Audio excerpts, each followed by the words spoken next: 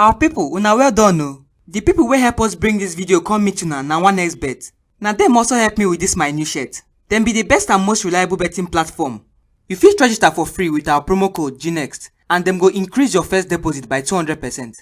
Them also get this new offer wey them dey call hyper bonus. You fit win better gadget and $30,000 inside them. But make sure say you read all their rules and conditions for every awoof o. And no forget to bet with sense. Thank you.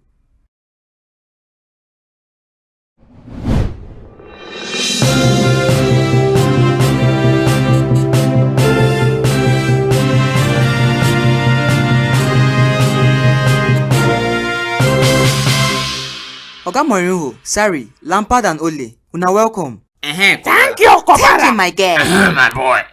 As we don't finish the quarter-final stage of the competition, Oga Mourinho, you predict say Belgium go reach finals. Wetin you think say happen for that their match against Italy? Mourinho no sabi predict anything for this life. He no even fit predict the next time when he go chop food. Sorry, now you them ask question. Why you like to dey chook your mouth inside everything? Lampard, na lie da lie. This guy sabi predict anything for this life. Me, I no know. I don't be saying na me go carry the Euro go house. So because Sugarcane score 2 goals, now you dey open your mouth like this for me. Shebi una don't leave question when they ask me. Start to argue nonsense. Now this guy na. Which guy? You na. You sabi talk rubbish. Nah, you dey talk rubbish. Na sound na the deal.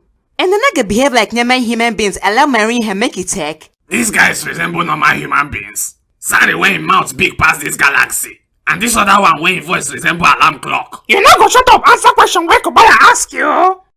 Kubala, the simple answer to your question na say the real Hazard no play match. No be you talk say Belgium no need Hazard and De Bruyne. Say na Lukaku go escort me go house. Me? Abeg o, I no fit talk that kind thing. Chai! See this line no some bow. All liars must to go to hellfire. Now una sabi wetin una dey talk. Oga Mourinho, as Belgium don comot now, who you feel say go carry am? Oya make I tell una exactly wetin go happen. Italy go beat Spain reach final. How I wish Xavi dey here you dey talk this thing. Mourinho, continue your talk now. I dey wait you. But Denmark go knack Italy for finals. Chai! Ole, you see why this guy no supposed to talk for here? So after I sort of finish for this tournament, now Denmark go come comot me. Nah. Chai!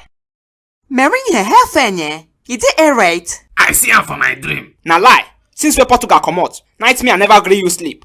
I don dey watch you since. You just dey do bad belle for us wey still remain for the competition. I don talk my own. Now you know wetin dey vex you.